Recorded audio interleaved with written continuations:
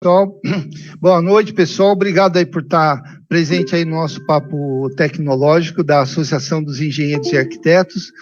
E hoje, acho que nós já estamos chegando, acho que quase no 10º papo tecnológico.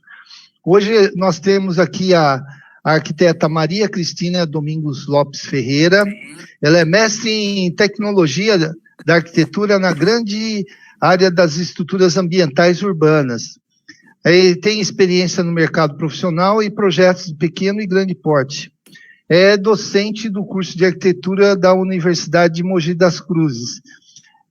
Junto com ela, nós também temos a arquiteta Marcilene Ervolino, mestre em políticas públicas, especialista em meio ambiente, coordenadora da técnicas de edificações do SET, docente também da UMC, e ela atua em projetos arquitetônicos, residenciais e oficiais na região de Suzano e Mogi.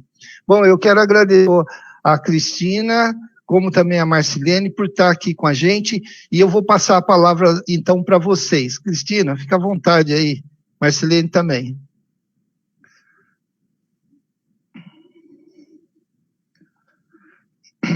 Está com o microfone desligado, Cris. Foi, desculpe. Aqui. Prontinho. Vou compartilhar a tela com vocês. Deixa eu só me localizar aqui no compartilhamento de tela. Aparece para vocês?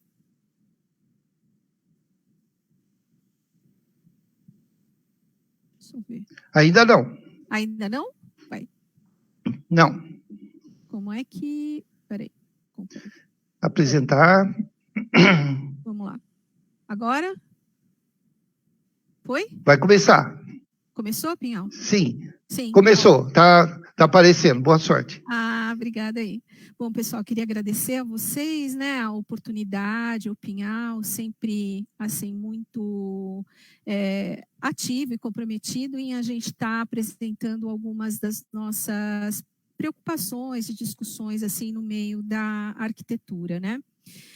Conversamos sobre a questão do tema e surgiu a ideia de falar um pouquinho sobre a arquitetura da felicidade. Dentro disso, né, da arquitetura da felicidade, nós entendemos que nós teríamos algumas questões para falar antes de entrar na questão do Alain de Botton, né, que é um filósofo, enfim, mas falar um pouquinho sobre a psicologia ambiental, a neurociência e neuroarquitetura, né? E a professora Marci vai falar sobre a biofilia e o índice de felicidade bruta, então nós dividimos dessa forma, né? A psicologia ambiental e a neurociência, elas acabam se cruzando muito quando você trata da questão do bem-estar ou da relação do usuário com o meio ambiente, né? Sobre vários aspectos, né? Sobre o aspecto, por exemplo, das condicionantes físicas, né? Sobre a questão da iluminação, da materialidade, das texturas, né?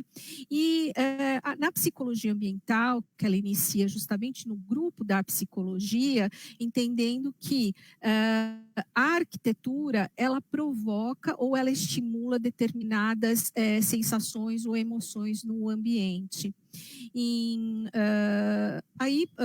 Mais ou menos no mesmo período, né, começa a se falar da neuroarquitetura.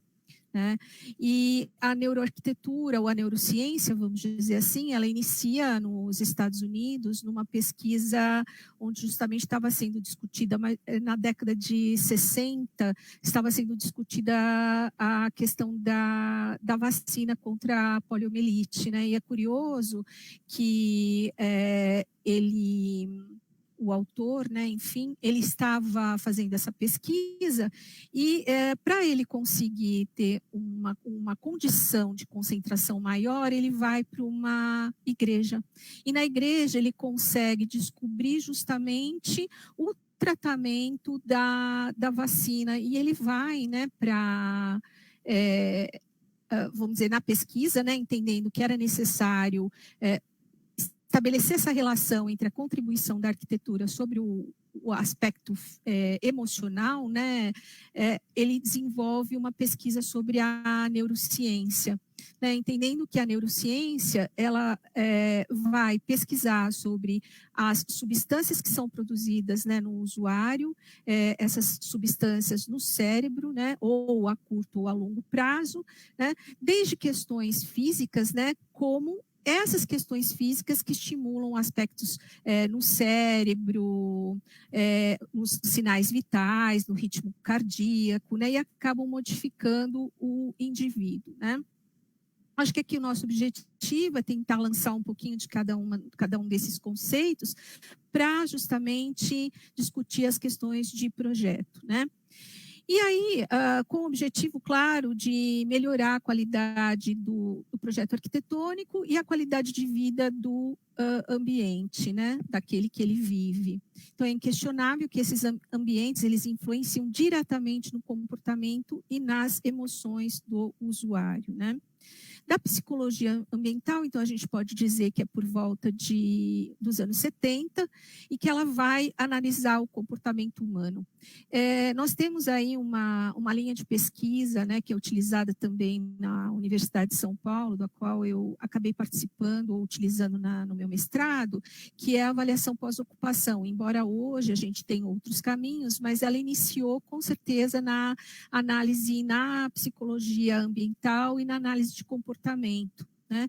E o objetivo dela é verificar qual a relação, vamos dizer, que o indivíduo tem com esse espaço construído, né? Ou seja, pela materialidade, pelas características espaciais, pela qualidade de iluminação, ventilação, enfim, e quais são essas implicações psicológicas, né?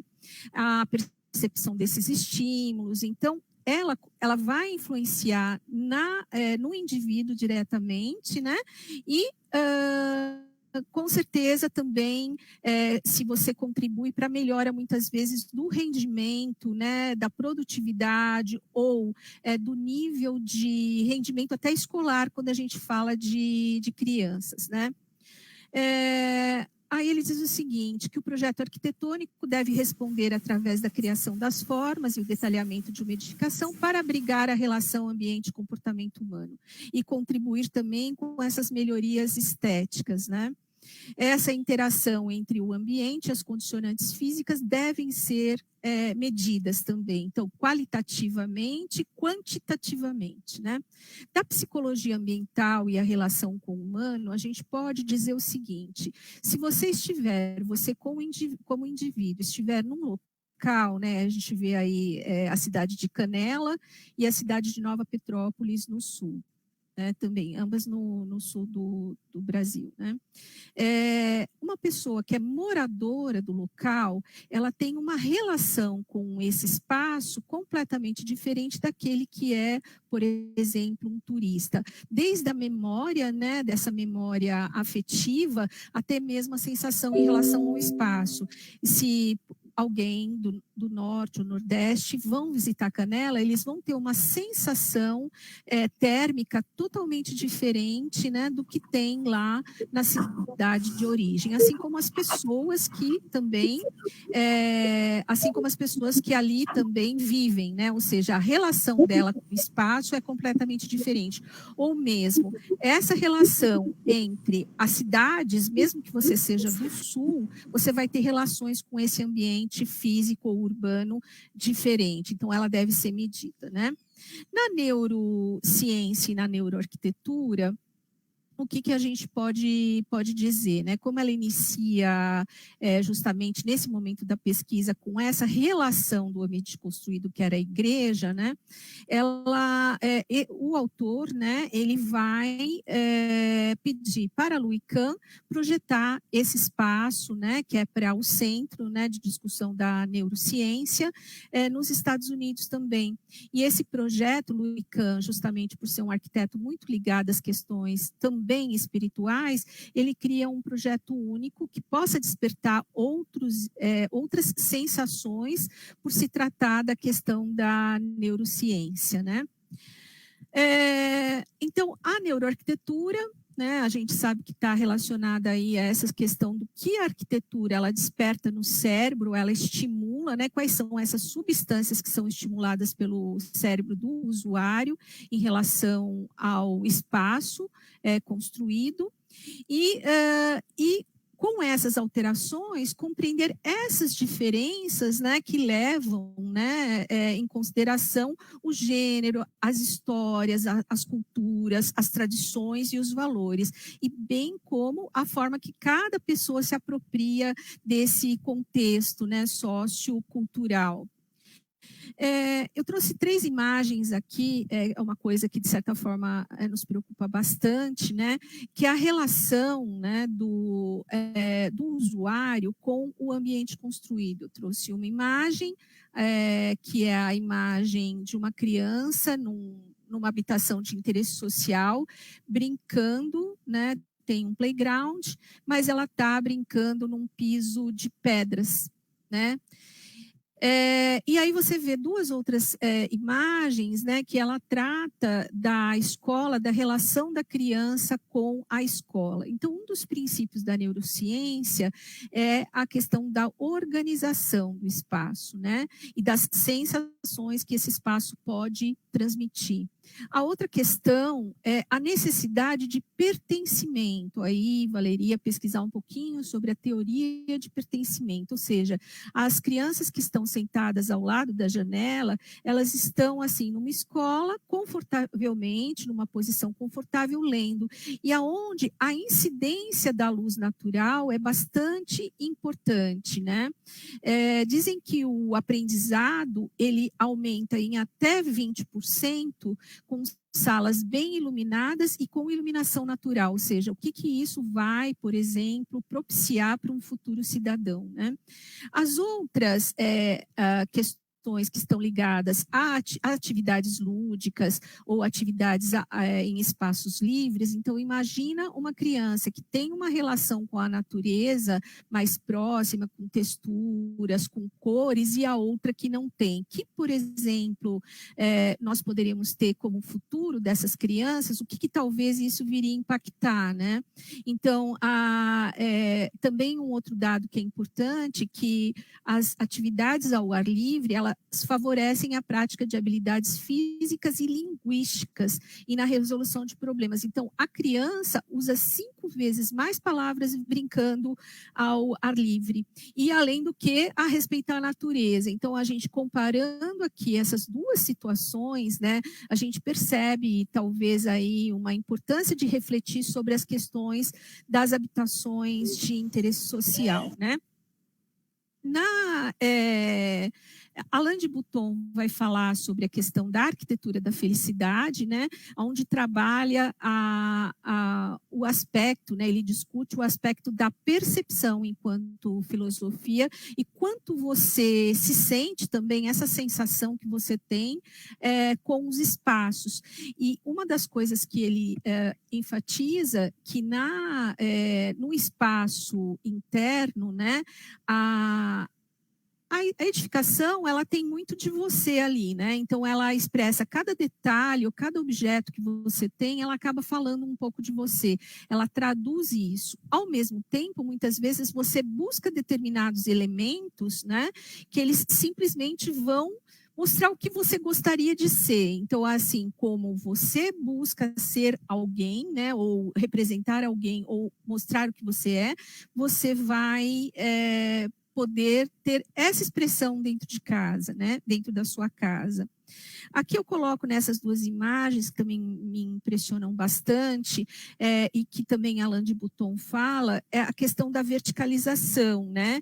Aí o quanto que, por exemplo, o empilhamento das habitações, além de você ter a falta de identidade do espaço vivencial, do entorno próximo, você não tem essa mesma sensação de pertencimento, você não tem essa conexão com a paisagem, onde a gente vai buscar, por exemplo, essa relação de conexão com a paisagem para o aspecto psicológico, emocional.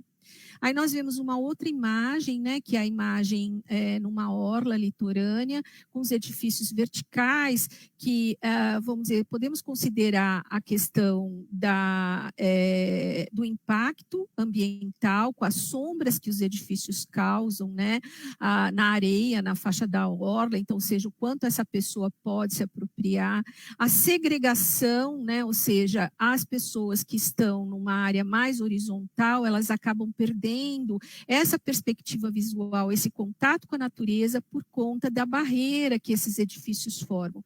E fora outras questões, que são as questões de vento, enfim. Então, quando a gente fala muito de neuroarquitetura ou da arquitetura da felicidade, a gente está buscando muito a relação do indivíduo com o meio que ele vive. Hoje, vamos dizer assim, a gente está falando que 95% do nosso tempo nós estamos em ambientes fechados.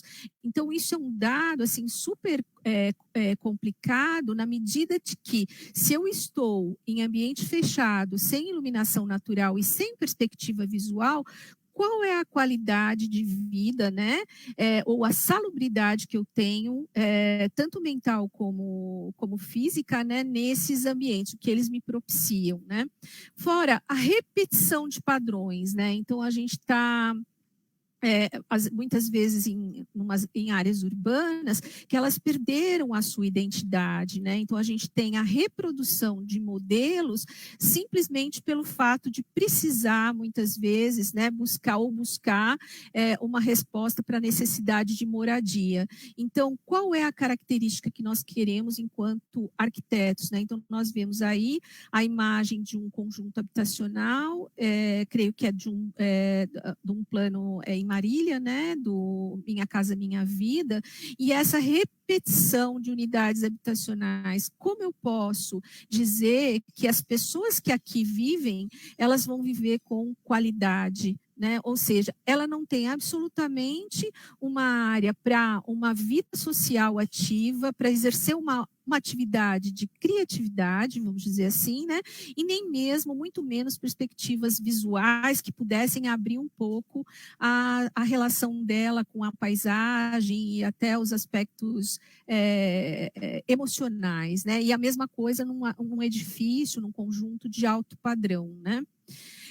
Desses 95%, né, a gente...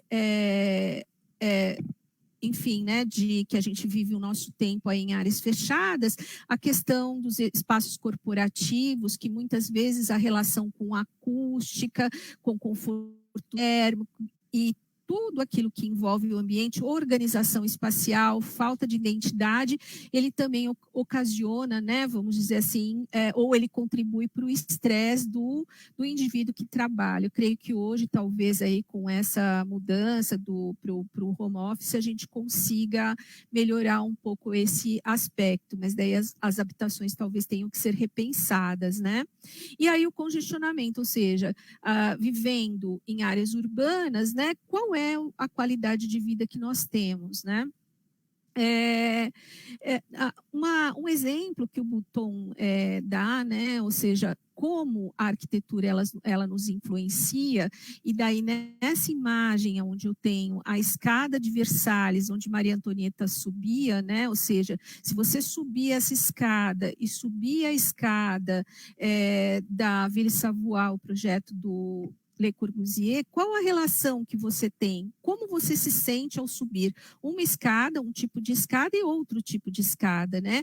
Ou seja, alguns dizem que o minimalismo, às vezes, com o minimalismo você perde a identidade, né? Então, a gente tem que tomar um pouco de cuidado também com a questão de determinados momentos da arquitetura, que o minimalismo, muitas vezes, ele acaba tirando um pouco essa identidade, né?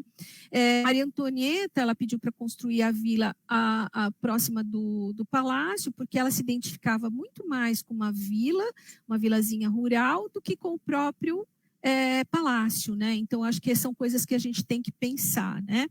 Eu acho que agora a Marci deve entrar para a gente depois fazer o fechamento junto das nossas considerações. Pode ser, Pinhal? Pinhal? Pode ser. Você Pode precisa... ser? Aí a Marcinha... Isso. Encerra a sua apresentação para ela poder entrar. Ah, tá ok. Pronto. Marcia, com você. Erineuda, tudo bem com você, Erineuda? Tô comendo pera. Tá assanhando todo mundo que não tomou café ainda, né?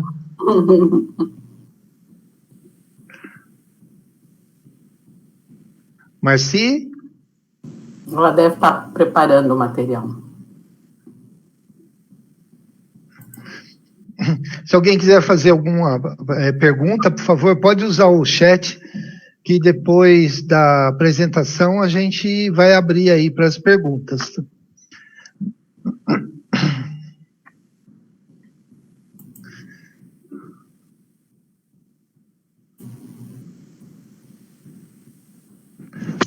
Marcelene, já está, acho que já está ok. Nós estamos vendo a sua tela aí. Só não está te ouvindo, tem que ativar seu microfone. Estão escutando? Olá. Está com delay. Deixa eu ver como vou fazer. Você está pelo celular e pelo Note? Você está em duas telas, vai ter que fechar uma para não dar microfonia. Está desligado.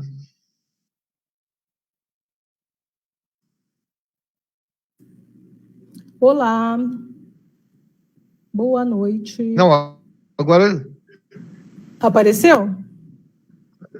Apareceu. Seja bem-vinda, Marcilene. Olá, boa noite, gente. Mas só um minutinho, estou tentando compartilhar a minha tela aqui, ela está no... Tela inteira. Deixa eu só achar. É que a gente está acostumado a utilizar aquele Teams, sabe?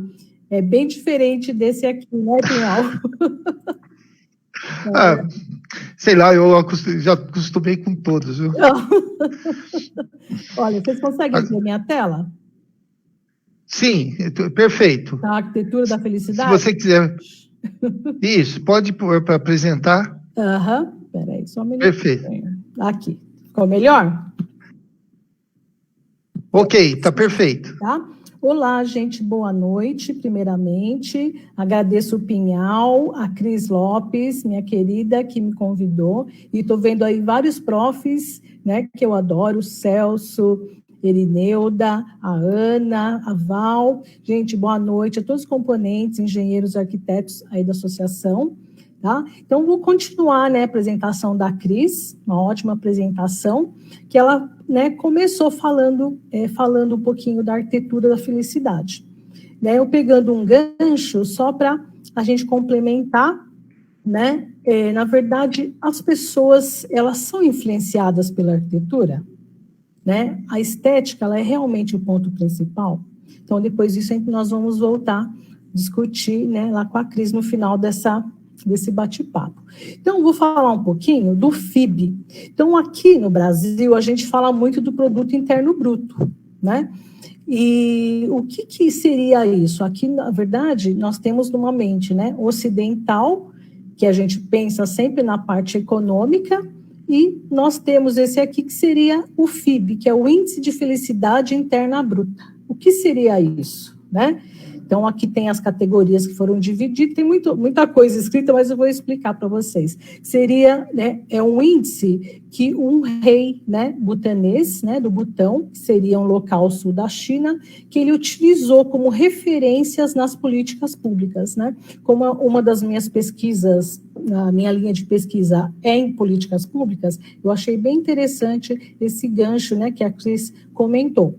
Então, esse índice, né, de políticas públicas, ele está voltado muito para a satisfação pessoal, né, do cidadão, levando em consideração as questões de educação, saúde e cultura. Então, foi uma forma de prover, né, o Estado prover essas questões às pessoas. Então, o Butão, ele foi o primeiro nessa área, né, foi criado em 1972, e essa experiência foi sucesso total, né? Apoio da ONU, a Finlândia, vários outros países começaram a pensar nessa questão, né? Na política da felicidade, propondo com que os governos pensassem, né?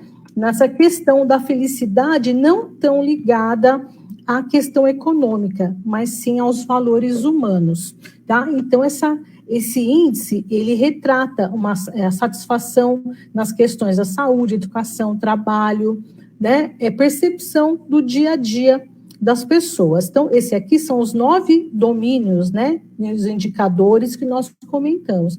Então, saúde, cultura, educação, padrão de vida, governança, meio ambiente, bem-estar psicológico, e tudo isso também está interligado àquela questão do welfare state, né, que seria o estado de bem-estar social, né, que seria uma alternativa, né, que foi colocado ao contrário, né, do capitalismo, tá? Então, essa questão do welfare state, ele promove muito essa questão do bem-estar, né, das pessoas e como o governo vai interferir nisso daí, tá? Onde nós, arquitetos, nós entramos, né? Então, principalmente na questão padrão de vida, cultura, né? Como elaborar essa questão, trazer essa felicidade interna, né? Como que nós vamos pensar isso daí, né? Eu trouxe um gancho, né? Falando da questão do meio ambiente, tá? Dentro desses domínios dos indicadores, tá? Então, aqui eu coloquei, né, mais explicadinhos, né, cada item, mas são que todos nós, né, principalmente arquitetos, já estamos acostumados a verificar isso, a questão da saúde, bem-estar psicológico, uso do tempo, né? Isso aqui, no caso, o uso do tempo é bem interessante, que envolve urbanismo, deslocamento, né? Como se deslocar do trânsito, do trabalho, atividades educacionais, é bem interessante. Vitalidade comunitária, né? Como seriam essas interações, como nós podemos prover as cidades mais organizadas, né? Como nós podemos interagir nisso daí. Educação, cultura, meio ambiente, governança, padrão de vida. Então, aqui eu vou entrar, né, comentando um pouquinho da questão do meio ambiente, como que ele interfere nessa questão, tá? Aqui seria um desses índices, né? Tá um pouquinho falho a apresentar a imagem, mas dá para entender. Então, em primeiro lugar, né, se falando desse índice, né, de felicidade, seria a Dinamarca, tá? Finlândia, Noruega e o Brasil em 25º, tá bom? E tem esse daqui que eu achei bem interessante, só para mostrar para vocês, que seria como medir são feitos, né, existem, a partir daqueles 9 itens que eu mostrei para vocês, são feitos questionários, né? Como que você responderia? Qual a importância desses itens, de cada item para você, para medir o seu índice de felicidade? Então, por exemplo, dinheiro, saúde, educação, trabalho, família, cultura, lazer. E a partir de todos esses itens, você vai dando o seu grau de importância, a sua nota, né? E a nota ponderada, que seria o resultado, tá? Então, é chamado isso aqui de constelação, né? Então, nessa constelação, são colocadas esses itens, e qual os itens mais importantes, né? Esses índices aqui que são levados em conta para fazer essas medições, tá? E desenvolver esses questionários para as pessoas. Então, dinheiro, saúde, educação, sociedade. Então, é medido o que você tem e o que você necessita, tá? Se falando da sua cidade. Então, isso acho que é bem interessante, né? Você medir o seu índice de felicidade. Uma outra coisa, né? Nós, só voltando aqui, então, eu falei da questão do meio ambiente. Então, como que o meio ambiente ele pode interferir, né? Já voltando para a nossa questão da arquitetura, né? Então, por exemplo, vou falar um pouquinho de uma das estratégias de arquitetura, que seria a biofilia, tá? Uma outra data nós comentamos também, fizemos uma apresentação sobre esse tema, e é um tema que surgiu, é um tema atual, né? E acho que é bem interessante nós comentarmos isso, utilizarmos como estratégias em nossos projetos, né? Então, a biofilia, na verdade, ela é a conexão mais profunda da humanidade com a natureza. Então, por exemplo, quando nós estamos na praia, a gente começa a prestar atenção, né? A gente começa a olhar as ondas, a gente não consegue parar de olhar, né? Elas nos cativam, né?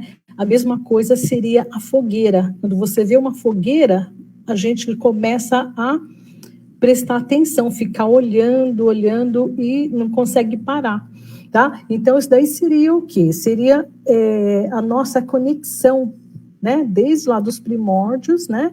A nossa memória, né, genética com a natureza, tá? Então, eles têm benefícios, principalmente na área corporativa, né, em projetos corporativos. Eles têm muito benefícios, né, se falando no desempenho humano, como produtividade, bem-estar emocional, estresse, aprendizagem, criatividade, tá? Então, você pode aplicar muito essa questão da biofilia nos projetos, né, que ficam, assim, um projeto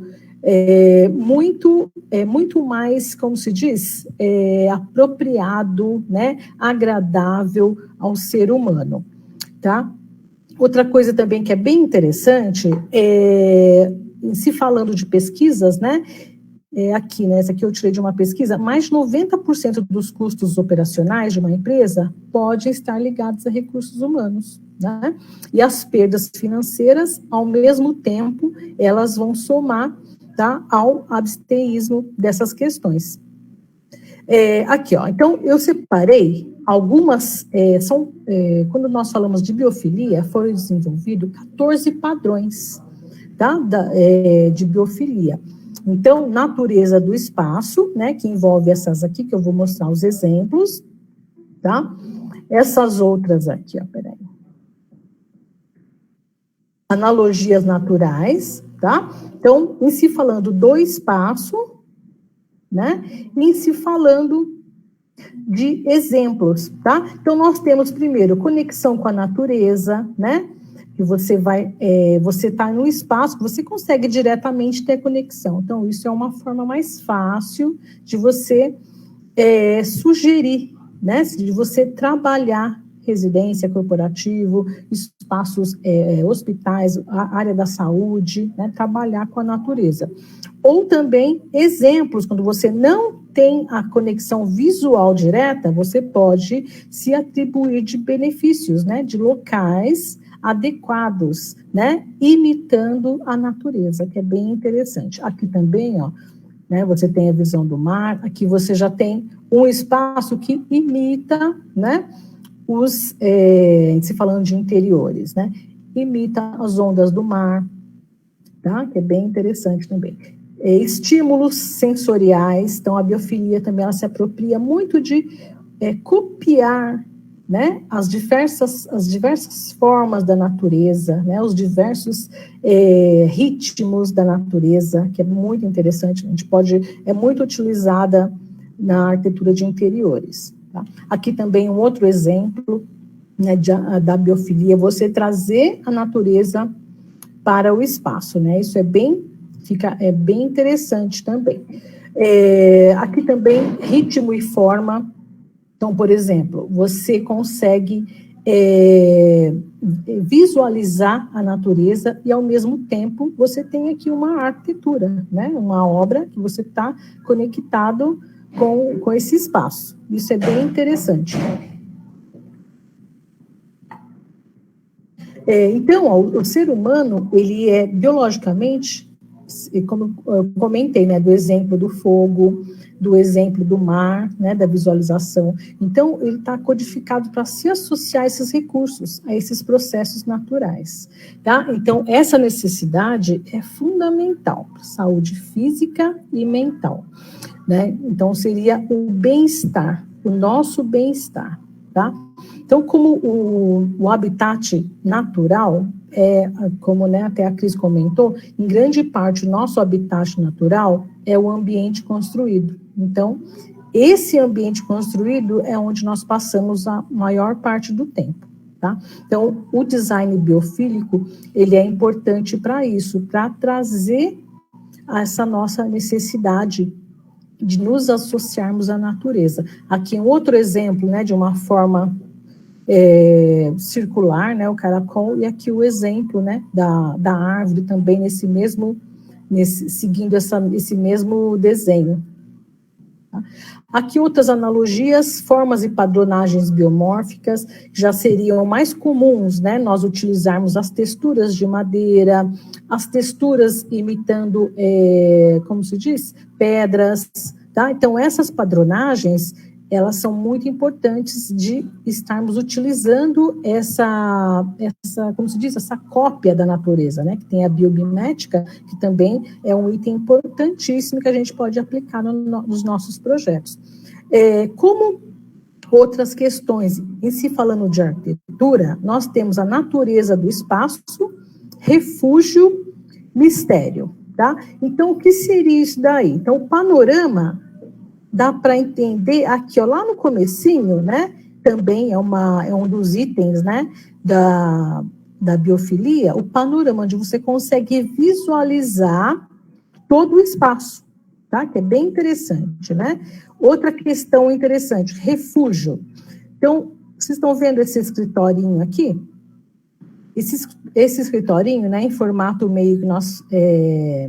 de casulo, né, nós chamamos de casulo, então ele é uma estratégia da biofilia, tá? Então esse aqui nós temos tem até vários outros exemplos, essa questão do refúgio, você consegue, utiliza muito em restaurantes orientais, né, e agora está sendo utilizado bastante em escritórios.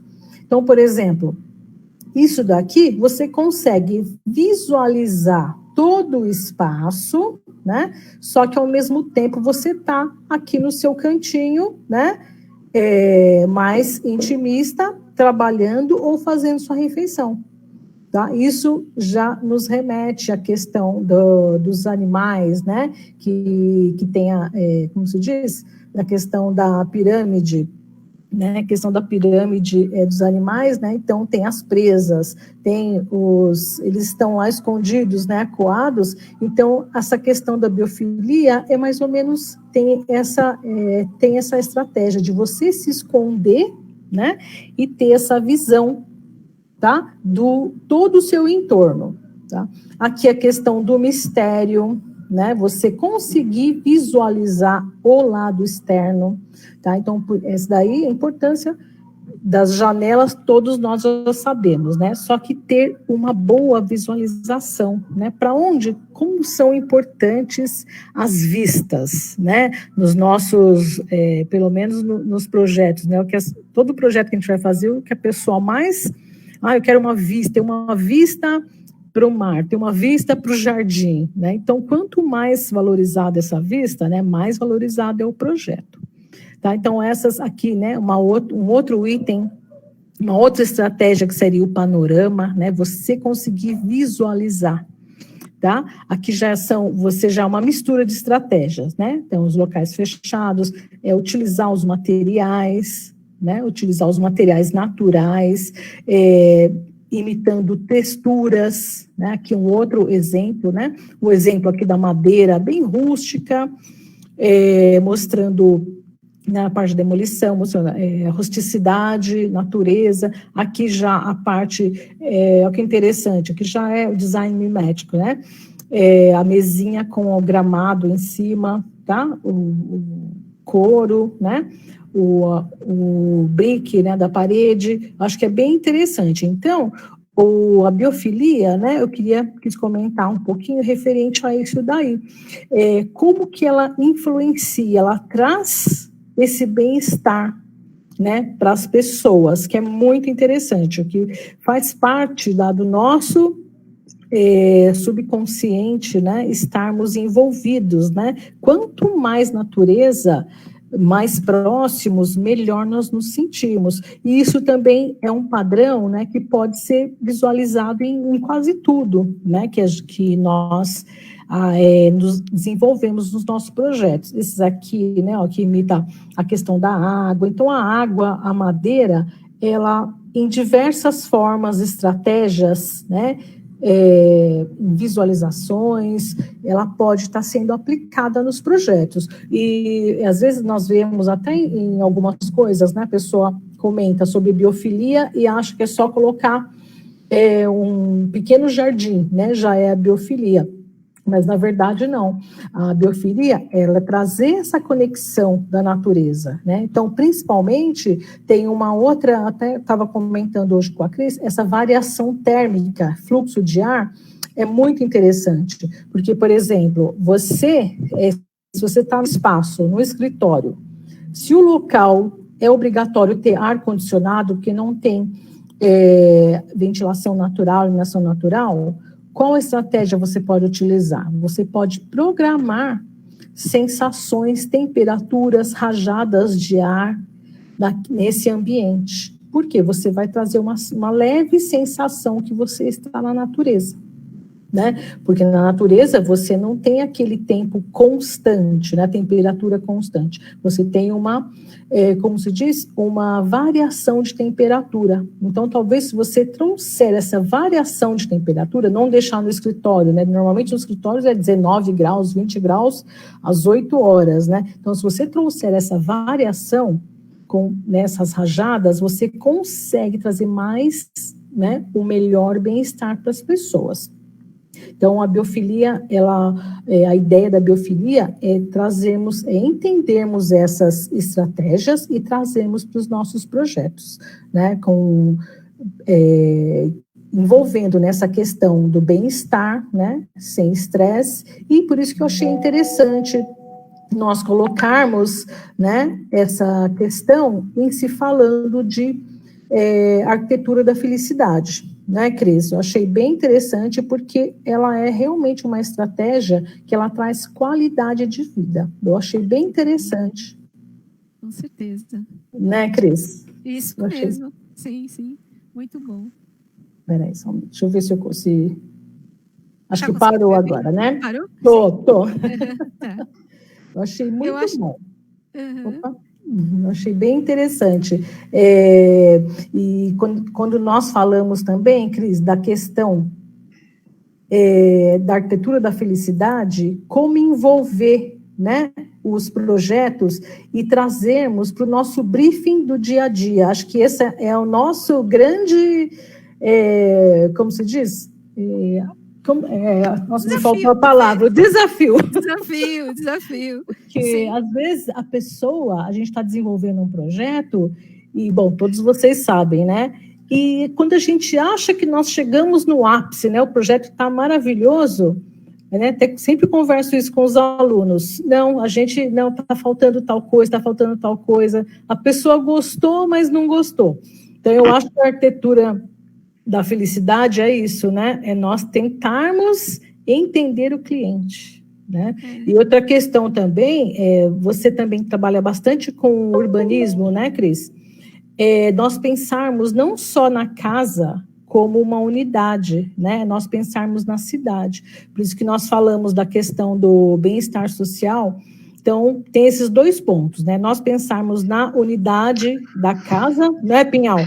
E na questão da cidade, né? Como pensar, como elaborar isso daí? Aí nós tínhamos conversado, pode dar um fechamento, quais seriam as recomendações para a arquitetura da felicidade, né? Não é, Marcia? Aí agora, né? O que a gente fala, né? Mas, assim, eu acho que essa percepção, né, do arquiteto urbanista, vamos dizer, em relação a quem ele lida, né? Ou seja, perceber de fato, às vezes até nos mínimos detalhes, se ele visitar a casa hoje, né, uma residência, ou enfim, um edifício, um escritório, né? Então, o que é de fato essa necessidade que traga esse bem-estar? Acho que a conexão com a paisagem, né?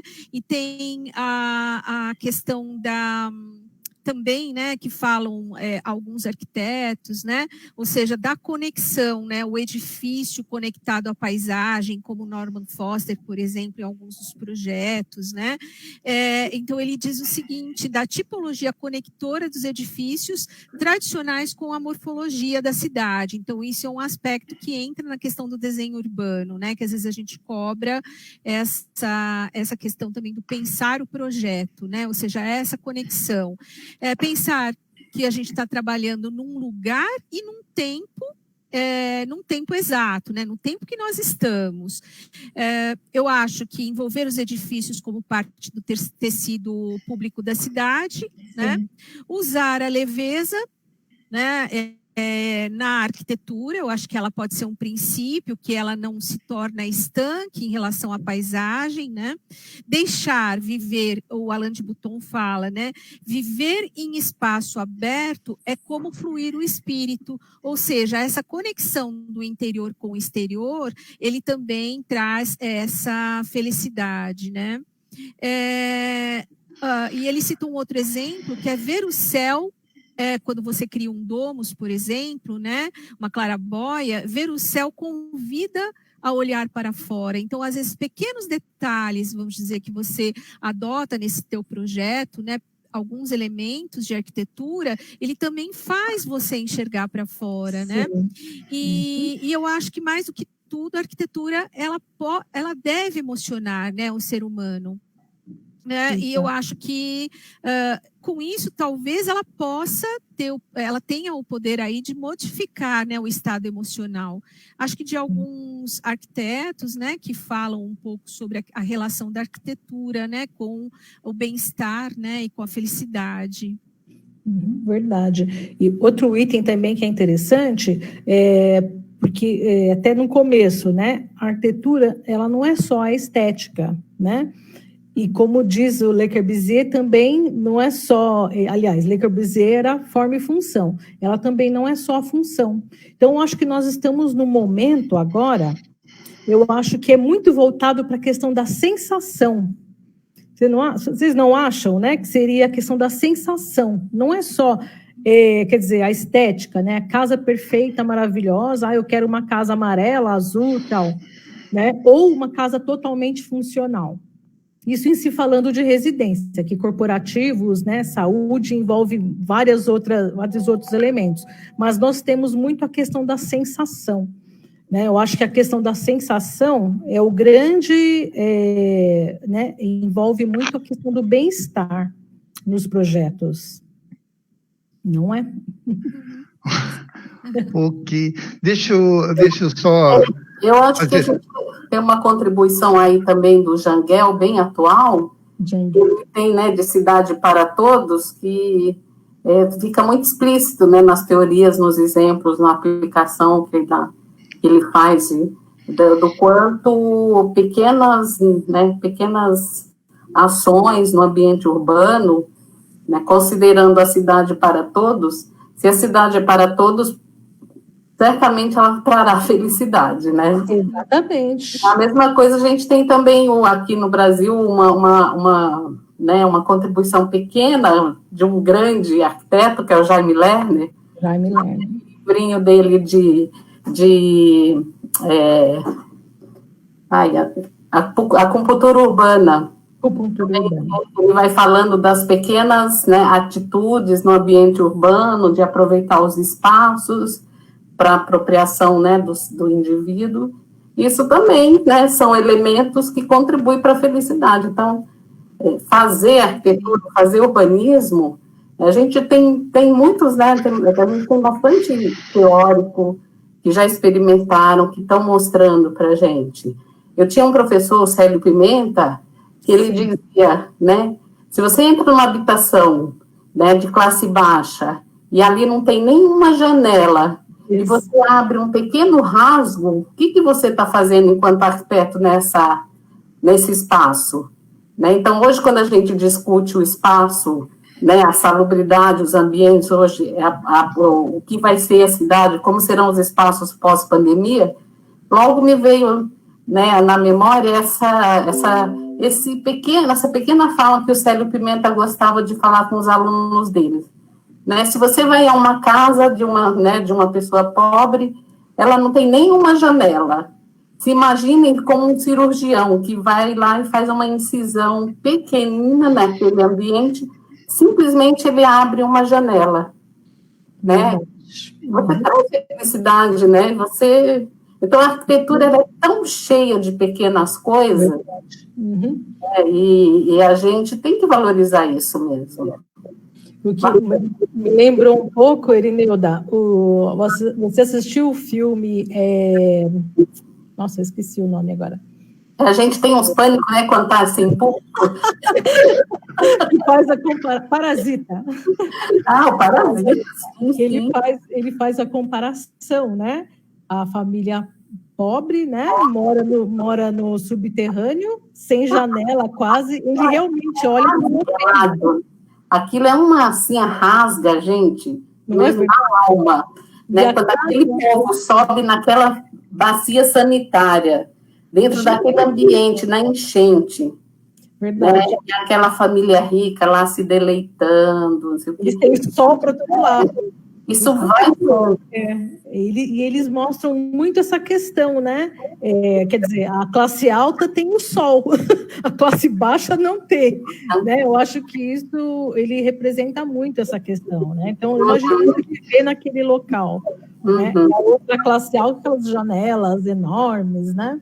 É bem interessante. Acho que até um tema para você fazer, viu, Pinhal? Falar sobre os filmes. O cinema, né? Arquitetura e cinema. Eu tenho um colega que trabalha isso, Humberto Zuri, né? Fez, inclusive, pós-doc, o doutorado dele numa parte na Alemanha, na França, e ele trabalha exatamente esse tema, né? A cidade e o cinema. E aí ele vai lá estudar, ele traz muita coisa interessante. E, né, quanto se apropriam dos espaços públicos. Bom, a Parasita é tudo isso, né? Exato. Para quem é arquiteto, gosta, entende e faz essas analogias, assistir aquele filme do começo. Gente, é muito bom. É só fazer leitura urbana e arquitetônica, desde do ambiente do espaço urbano até o interior, lá com aqueles espaços onde eles viveram, né, todo o filme, né, são fotos maravilhosas. Sim. E ele explora bastante. Posso tentar, o Pinhal, falar com ele se ele faria uma live falando de arquitetura e cinema. Até seria interessante. Eu queria só, para não sair muito da temática, né, que eu acho que tudo colabora, né, eu estou lembrando do Emídio, lá da Associação de Guarulhos, que ele conta uma história que a empregada doméstica faltava muito, e ele ficou encucado, por que ela faltava? E ele foi até a casa dela, e ela sempre relatava que a família estava doente. E quando ele chega na casa dela, ele percebe que o que está doente é a casa. Então, como nós sabemos aí a saúde nas habitações, excesso de umidade, falta de ventilação, falta de insolação, tudo isso colabora para que diminua a felicidade da pessoa dentro da arquitetura. Sim. Ela pode ter, e a gente vê isso em todos os níveis, não é só na periferia. Às vezes tem aquela pessoa que construiu uma mansão, uma casa. Eu já tive a oportunidade de fazer reforma em algumas. Mansão, casa, e que você se sente mal dentro dela.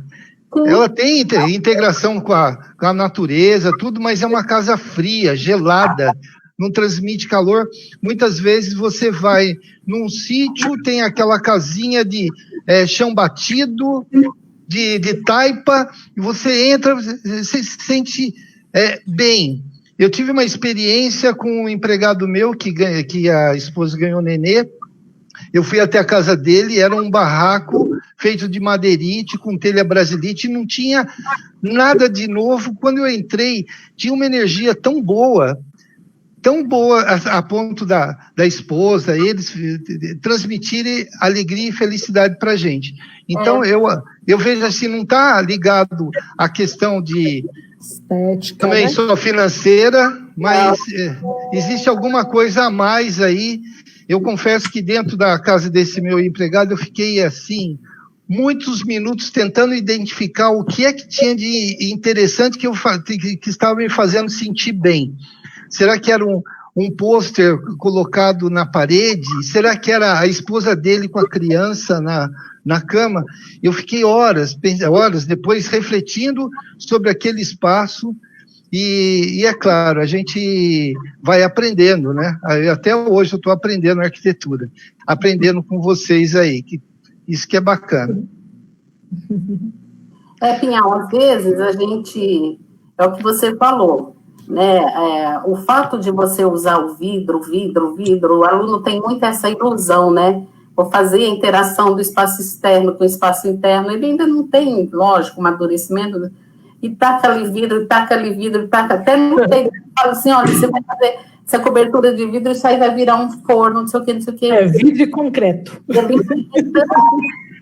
Parece assim que o vidro resolve tudo em arquitetura, resolve muito, claro, mas não é tudo. Muitas vezes, de fato, você entra numa casa que era toda envidraçada, você vê o mar, você vê não sei o quê, mas ela não é tão gostosa como quantas casas eu já vivenciei no Nordeste, que são casas de pau a pique, casas de barro, né? E não só quando eu era criança, em alguns dos meus retornos, e a gente sente essa sensação. Você sente o conforto térmico, olha a coisa mais gostosa.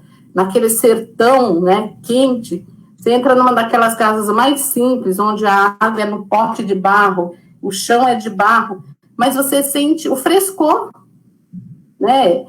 Como essa habitação desse seu funcionário, Pinhal. Não o fato de existir pobreza ou de existir certas habitações que ainda são insalubres. Você não vai me dizer que morar numa casa de pau a pique, com chão de barro, é salubre. Não é. Né? Morar num barraco também não é salubre. Né? Tem que ter, acho que não é. A gente está valorizando esses espaços, mas está dizendo que muitos deles trazem sensações de felicidade de fato.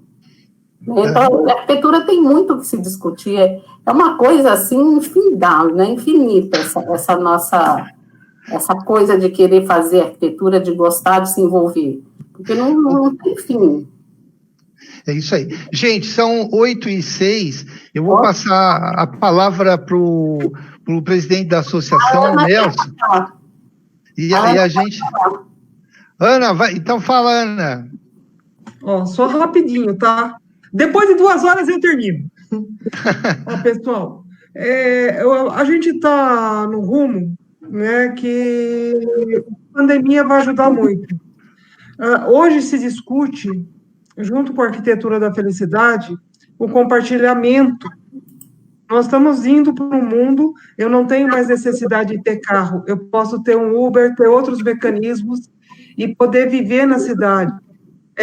Uso de espaços coletivos. Hoje nós temos escritórios compartilhados, onde eu não tenho mais aquela real necessidade de ter para exibir, eu preciso mostrar o prático.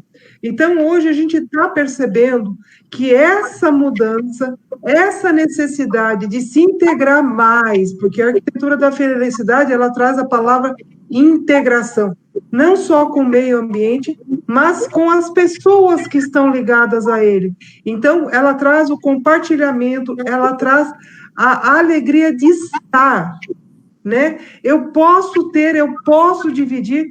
A gente lembra, Pinhal, que a gente falava de usar a associação, ter como um espaço onde os arquitetos pudessem atender as pessoas, aquele horário de reunião. Então, quando a gente começa a discutir, isso vem da década de 90, está ganhando uma força muito grande a partir de 2008, e a ONU, quando vai buscar essa medição, como a gente pode falar, do grau de felicidade, as ONGs vão trazer bem isso, né?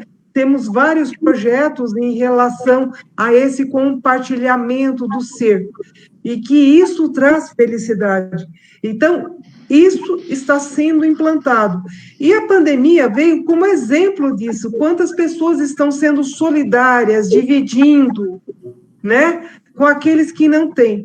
Então, quando a gente traz isso para a arquitetura, a gente vai ter uma leitura de um ambiente grande, onde eu possa ter vários computadores, mas compartilhados. Eu posso ter no meu espaço, que nem hoje são os prédios que são geralmente frios, mas tem, na Austrália, já tem alguns exemplos de áreas da cidade que são compartilhadas, a bicicleta compartilhada, o carro compartilhado, que a gente pode estar trazendo isso de uma outra forma. Então, a arquitetura é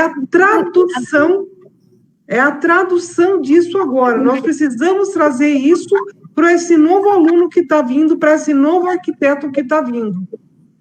Essa tradução, tem o Eistel, tem um nome meio estranho, o cara lá da Austrália, que fala bem isso,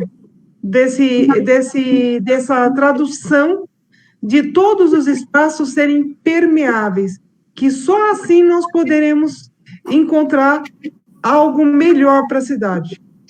É isso aí. Ana, muito obrigado. Eu queria passar para o Nelson para poder fazer o encerramento.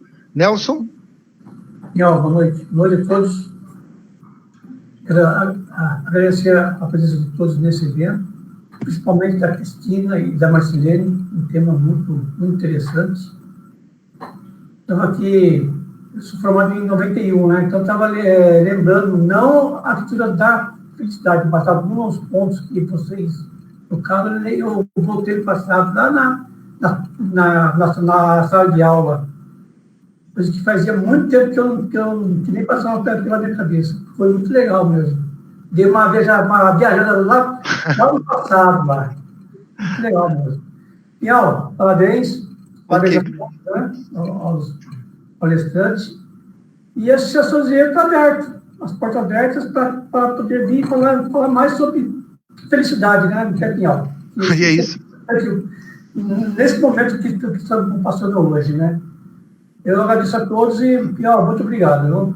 Ok, obrigado, Nelson. A gente está encerrando aqui o Papo Tecnológico, avisando que na semana que vem nós vamos ter o primeiro simpósio de segurança contra incêndio, né? Participem, façam a inscrição, porque nós estamos conseguindo trazer aí gente importante dentro dessa área da segurança de incêndio. Cristina, muito obrigado. Marcilene, muito obrigado. Obrigado, Erineuda. Obrigado, Ana. Obrigado, Nelson. Obrigada, boa noite para você. Obrigada. Boa noite para você. Boa noite. Obrigada, gente. Beijo. Obrigada. Uma Tchau, boa tchau. noite. Tchau.